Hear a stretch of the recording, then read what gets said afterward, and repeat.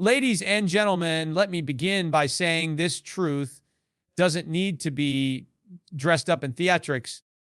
It doesn't need to be propped up by deception, and it certainly doesn't need to be broadcast at the United Nations with carefully scripted illusions. But lies always demand a stage. And recently, Prime Minister Netanyahu gave us a masterclass in that art at the UN. He stood there not as a statesman committed to honesty, but as a salesman desperate to preserve a crumbling narrative. And today, I want to expose not just his lies, but the deeper truths they're meant to conceal, truths about power, economics, war, and the manipulation of nations. Truth is always stronger than propaganda, no matter how carefully crafted the narrative may be, no matter how convincing the performance, and no matter how prestigious the platform where the lie is told. When Netanyahu stands before the United Nations and paints a picture designed to manipulate the world, he is not relying on truth. He is relying on spectacle. And spectacle, by its very nature, fades. Truth does not. This is something we must remind ourselves of constantly, because the power of propaganda lies not in its accuracy, but in its ability to intoxicate people in the moment, to cloud judgment, and to create an illusion of inevitability. But illusions are fragile, and the very fragility of a lie means that it cannot withstand the relentless force of reality. That is where the strength of truth lies, in its permanence, in its ability to survive even after years of distortion, and in its certainty to eventually be revealed. Think about the most powerful lies in history. Leaders have stood before nations and promised prosperity while leading their people into economic ruin. They've promised peace while preparing for war. They've claimed to be defending freedom while stripping it away piece by piece. For a time, the lies seem unshakable, defended by propaganda machines, media outlets, and armies of supporters. But then reality arrives, and it arrives with consequences that propaganda can no longer disguise. The economic collapse, the failed wars, the rising costs of living, these are truths you can feel, truths you can measure, truths you cannot deny. The hooks of propaganda may catch the public in the moment, but they cannot hold forever. Eventually, reality tears through the net. When Netanyahu makes claims at the UN designed to project strength, to paint Israel as a beacon of righteousness under threat, it may sway audiences in the chamber, it may win applause, and it may dominate headlines for a day, but what it cannot do is change the lived experience of people in the region. It cannot alter the suffering of those under occupation, and it cannot erase the mounting evidence of policies that contradict the speech. Here lies the key. The truth does not need a script, it does not need choreography, and it does not depend on the audience's applause. Truth simply exists. And because of that, it has more endurance than any lie, no matter how widely broadcasted. What makes this even more powerful is the lesson it teaches us individually. In a world drowning in propaganda, you must become a seeker of truth, because that pursuit is the only shield against being manipulated into fear, debt, and submission. Every time you hear a leader making grand promises or justifications, ask yourself, does this align with reality? Do the facts, the evidence, and the outcomes match the words? The hook is simple yet profound. Those who question, those who dig, those who refuse to be pacified by appearances are the ones who remain free. Propaganda only has power over the complacent, over those willing to consume without thinking. The truth, however, belongs to the vigilant. The truth is not always convenient, it is not always pleasant, and it is rarely popular in the moment. Lies are comfortable because they offer easy answers and clear villains. They tell you what you want to hear. They flatter your biases, and they protect the status quo, truth does the opposite. It disrupts, it challenges, it unsettles, and it demands courage. That's why so many people would rather believe Netanyahu's polished words than confront the uncomfortable reality behind them. But if you are to be strong, if you are to rise above the noise of propaganda, you must choose truth, even when it hurts, because that is the only path to lasting clarity. History has always sided with truth. Empires have risen on lies, but they have always fallen under the weight of reality. Economies have been propped up by propaganda, but they have always collapsed when the numbers no longer added up. Leaders have spun elaborate stories, but when the dust settles, their lies are exposed and their legacies crumble. The lesson is clear. You can fool people temporarily, but you can never fool reality. And this is why truth is not only stronger than propaganda, it is invincible in the long run. The motivational message is this: align yourself with truth, because propaganda may grant temporary applause, but truth builds legacies that endure beyond time and beyond deception. Every political lie carries a price tag, and the tragic reality is that the ones telling the lies rarely pay it. Instead, the burden falls squarely on ordinary people who often don't even realize how deeply they're being charged for the deception. When Netanyahu stands before the United Nations and delivers a carefully rehearsed speech, what seems like just words on a stage translates into real economic consequences.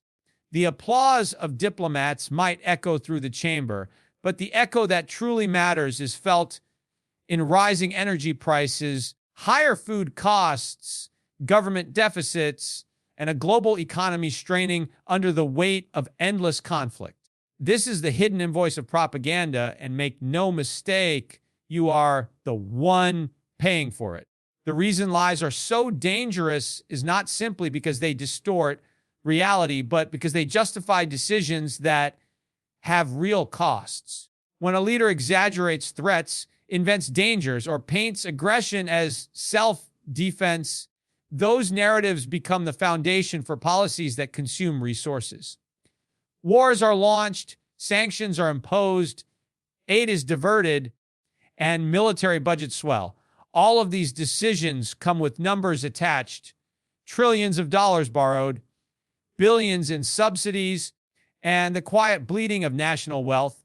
Politicians may present these costs as investments in security or survival, but in truth, they are bills disguised as patriotism, and eventually those bills must be paid by you, by your family, by generations not yet born.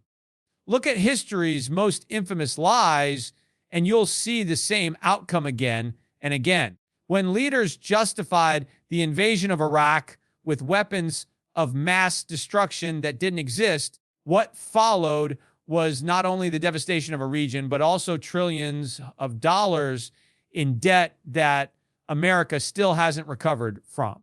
Every false justification, every deliberate distortion has left a legacy of debt, inflation, and instability. Netanyahu's lies at the UN are no different. They're not harmless exaggerations. They are triggers for policies that ripple across economies and societies. The hook here is simple: lies are not free. They are the most expensive words ever spoken, and those who cheer them on will be the very ones to suffer their cost.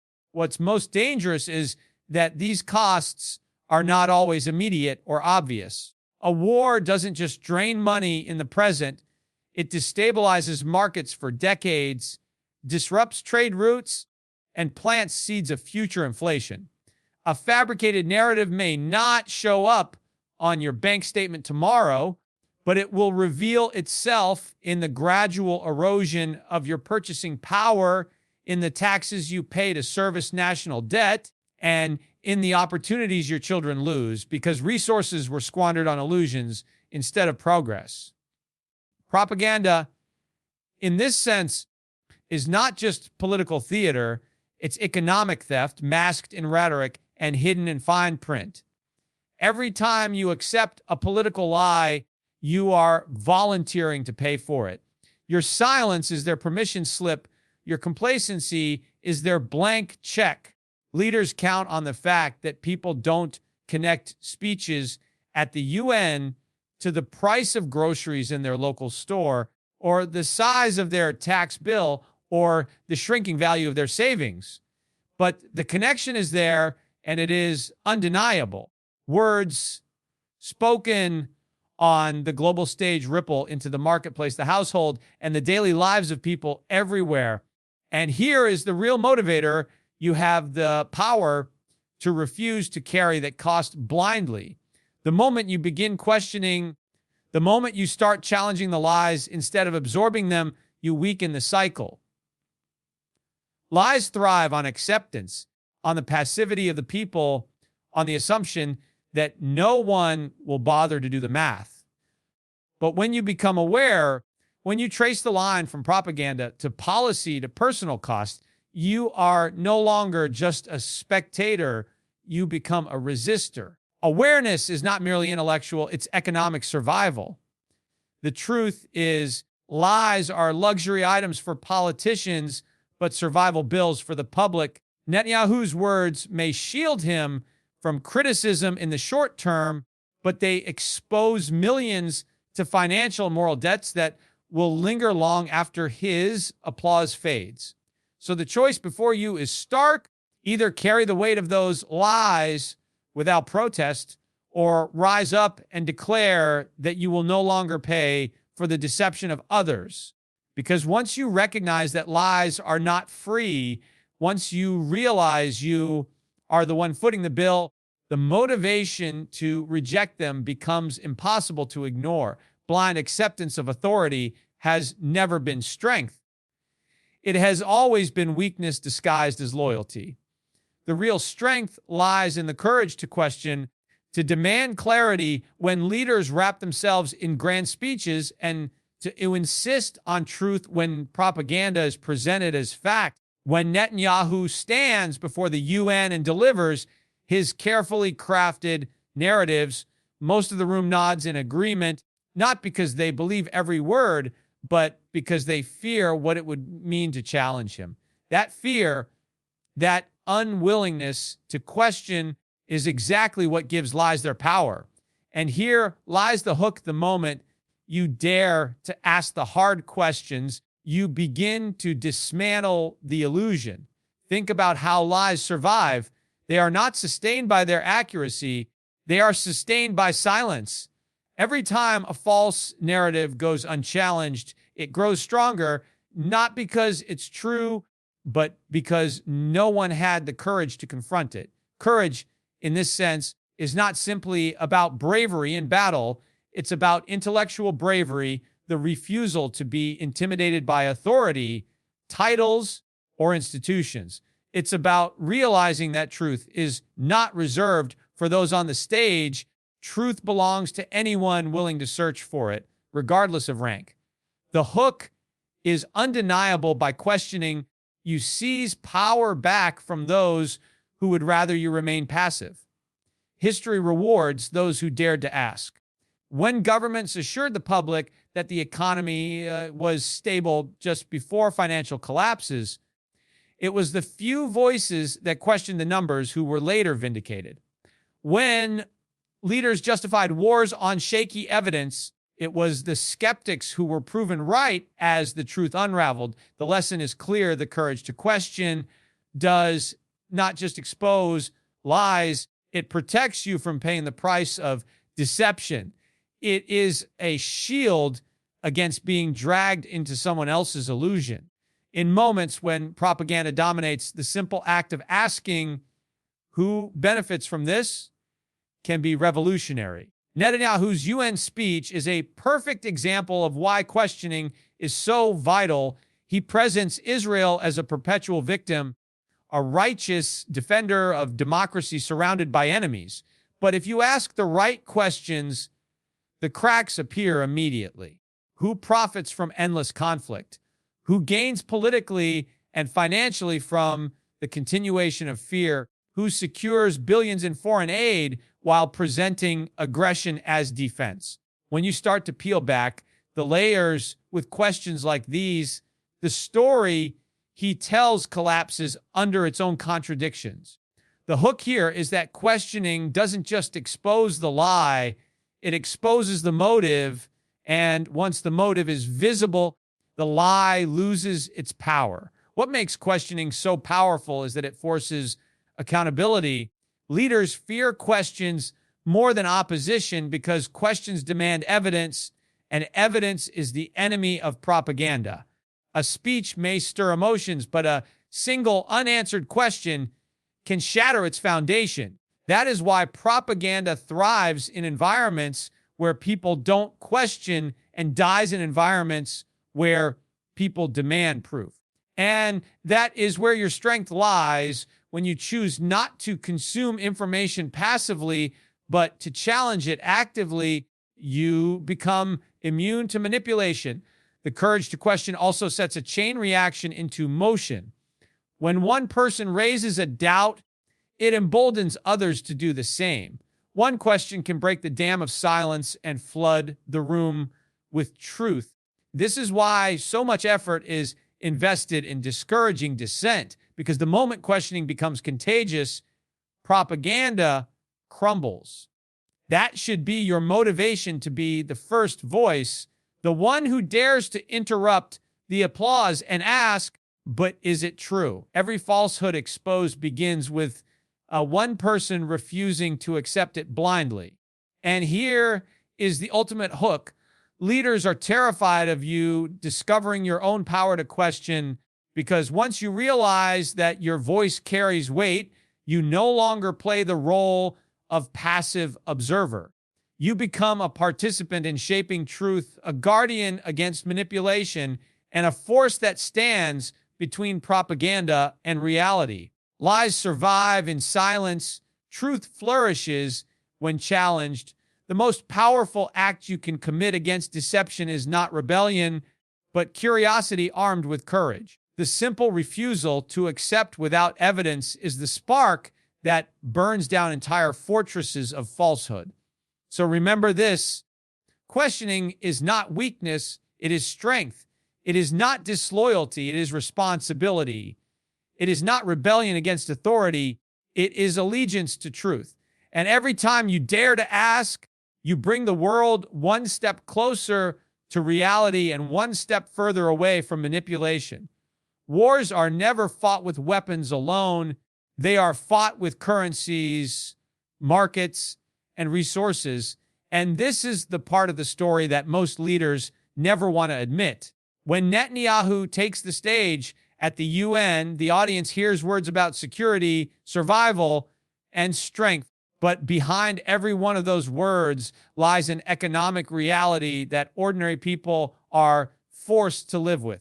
Every military strike has a cost measured not just in destruction, but in dollars and cents, in the rising price of oil, in the volatility of markets, and in the inflation that eats away at your savings. This is why awareness is more than just a moral stance. It is economic survival. The hook is clear if you fail to understand how global lies translate into local pain. You will be paying the bill long before you even realize the game being played. It is easy to believe that wars are distant events, confined to borders far away from your own. But in truth, they seep into your daily life in ways you may not even recognize.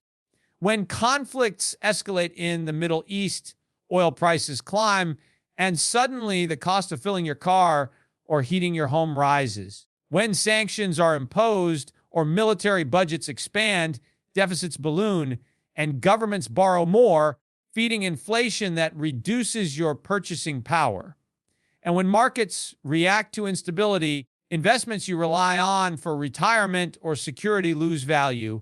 Propaganda convinces people that war is about defense and dignity, but awareness reveals that war is also about draining wealth and redistributing resources. The hook here is uncomfortable, but necessary. Every bullet fired abroad has a ripple effect that eventually reaches your wallet. Netanyahu's narrative at the UN is designed to hide this economic truth. He speaks of existential threats, but what he doesn't mention is the economic machine that thrives on fear.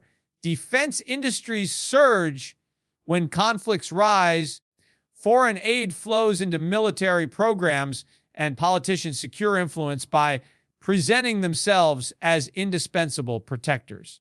But while governments and corporations profit, citizens absorb the costs.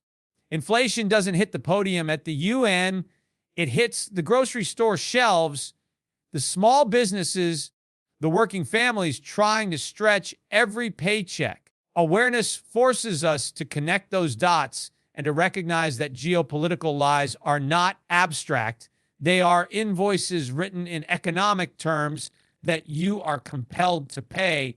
The real danger lies in ignorance.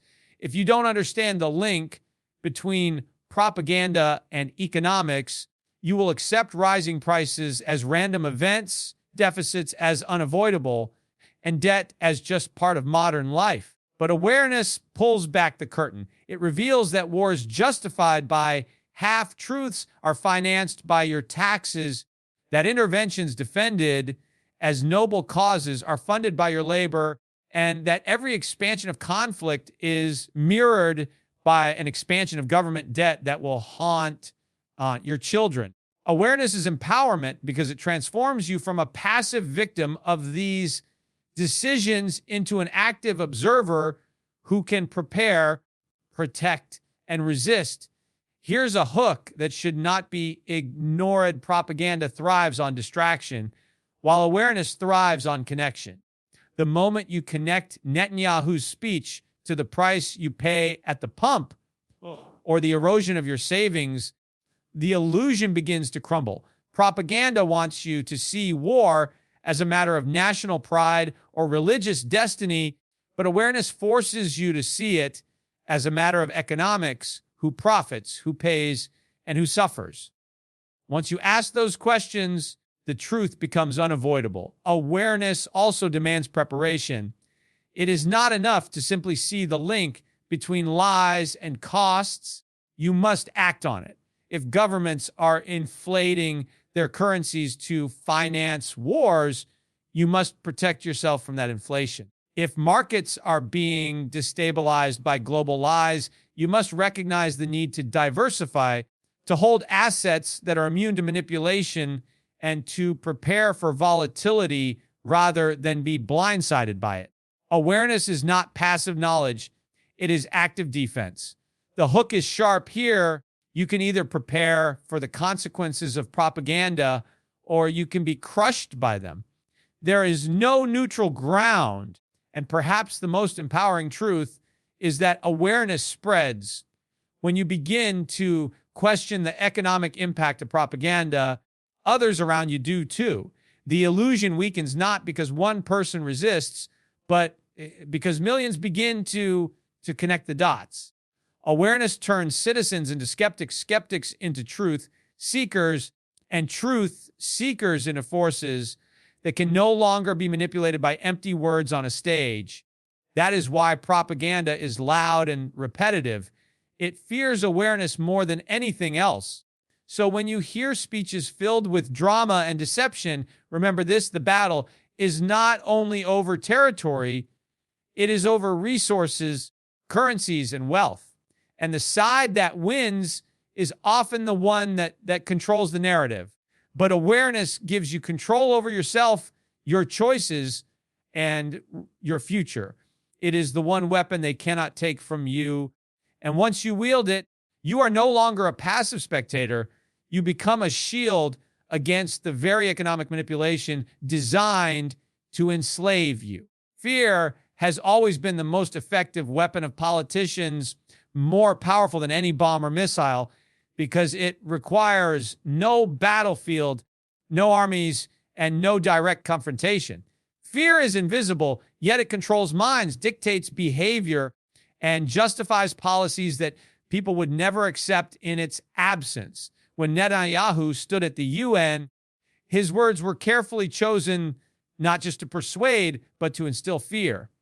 He painted threats as imminent, enemies as lurking in every shadow, and dangers as so overwhelming that only unquestioned obedience could provide safety. This is not leadership, it is manipulation. And here lies the hook. The moment you recognize fear as a tool, you disarm it. Fear convinces people to trade freedom for security, even when that security is an illusion. It makes them accept policies that drain their wealth, erode their rights, and perpetuate conflicts that never end. Politicians thrive on fear because a fearful population doesn't question, doesn't resist, and doesn't demand accountability. A fearful population becomes pliable, ready to accept lies if they are wrapped in the promise of protection. And that is precisely why leaders return to fear again and again. It is the easiest currency of control. The hook is simple, but life-changing. When you refuse to be governed by fear, you refuse to be governed by lies. History is filled with examples of how fear was weaponized. Fear of communism justified endless wars and interventions that cost trillions. Fear of terrorism justified invasions and surveillance states that still shape daily life today.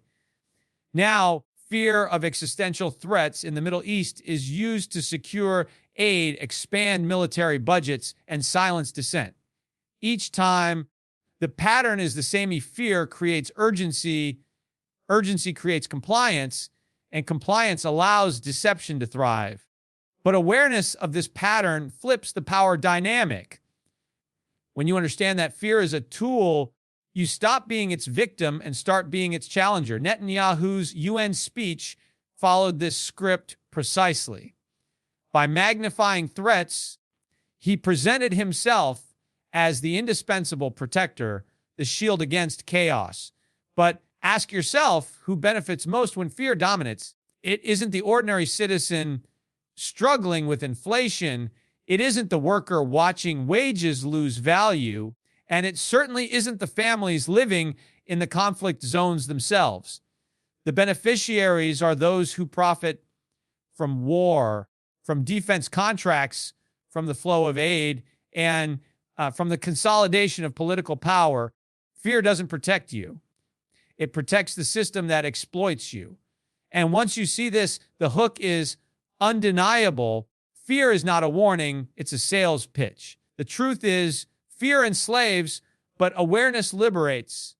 A society gripped by fear becomes predictable and easy to control, while a society guided by courage becomes unpredictable and impossible to manipulate. This is why politicians invest so heavily in narratives of danger. They know that courage is contagious. And if people begin to act without fear, the entire foundation of manipulation collapses. Courage doesn't mean recklessness. It means refusing to allow fear to dictate your choices. It means recognizing threats, but refusing to be paralyzed by them. And once you make that shift, lies lose their grip on you. Every time you allow fear to silence your questions, you pay a price in freedom and in wealth. Every time you let fear dictate your decisions, you grant authority to those who manufactured it. But every time you confront fear, every time you ask, is this danger real or is it designed? You reclaim power that was being stolen from you. Courage is not about denying that threats exist. It's about refusing to accept that fear should define your future. Fear may be the favorite weapon of politicians, but courage is the ultimate defense of free people. When you choose courage, you break the cycle of manipulation. When you choose courage, you see through the theatrics of a UN speech designed to terrify rather than inform. And when you choose courage, you not only protect yourself, you inspire others to do the same, because courage, like fear, spreads quickly. And a society that spreads courage cannot be ruled by propaganda. The truth is, politicians will always attempt to sell fear because fear guarantees them power. But you do not have to buy it.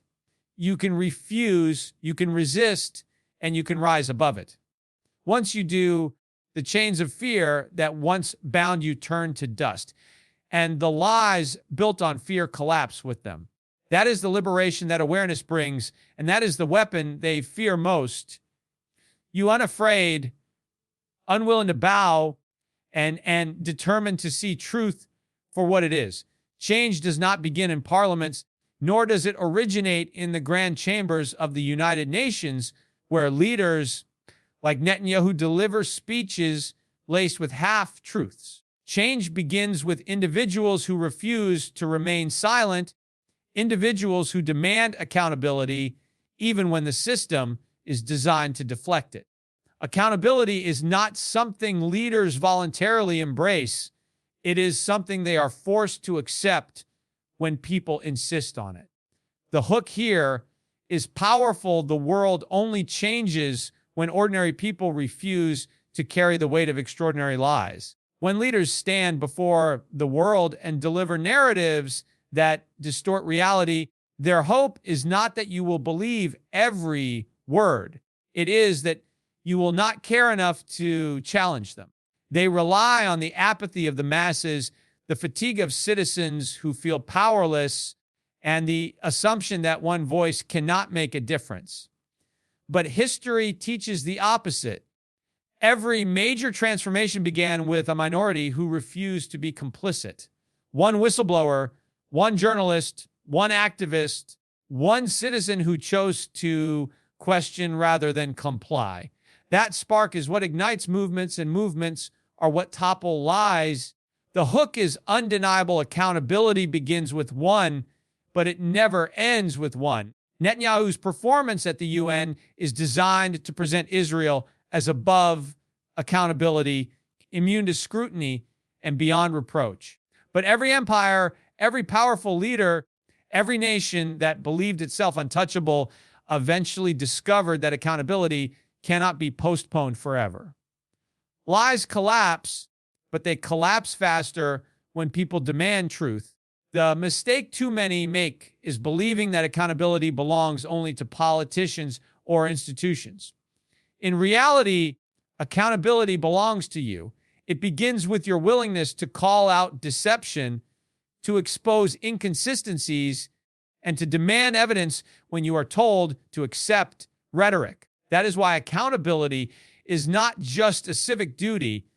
It is a weapon against manipulation. What makes accountability so transformative is that it multiplies. One question raised inspires another. One demand for transparency empowers others. And soon what began as a lone voice becomes a chorus impossible to ignore. Politicians are not brought down by truth alone. They are brought down by the people who insist the truth be acknowledged. This is the hook that should motivate you. Silence enables lies, but accountability dismantles them. Every time you hold a leader to their words, you weaken the machinery of propaganda. Accountability also means refusing to be distracted. Leaders love to shift the conversation, to bury lies beneath layers of emotion, patriotism, or fear. But accountability keeps the focus sharp. It insists on asking, where is the evidence? Where is the transparency? Where is the responsibility for the consequences of these decisions? Netanyahu can frame his actions as defense. He can portray his policies as survival, but accountability forces the uncomfortable question: who suffers, who pays, and who profits? And those questions unravel even the most carefully crafted story. The most empowering hook in all of this is that accountability is contagious. When one person stands, others are emboldened. When one community resists, others are inspired. Accountability does not require a majority at first. It requires persistence, courage, and the refusal to be intimidated by authority. Politicians fear this more than anything else because accountability is the one force they cannot fully control. Armies can silence dissent temporarily. Propaganda can distort facts temporarily. But once accountability spreads among the people, No system of power can contain it. You must see yourself not as a spectator of world events, but as a participant. The lie thrives when you shrug your shoulders and say, "What can I do?" But it crumbles when you realize that your voice, multiplied by millions of others, creates a force that no leader can ignore. Accountability is not glamorous.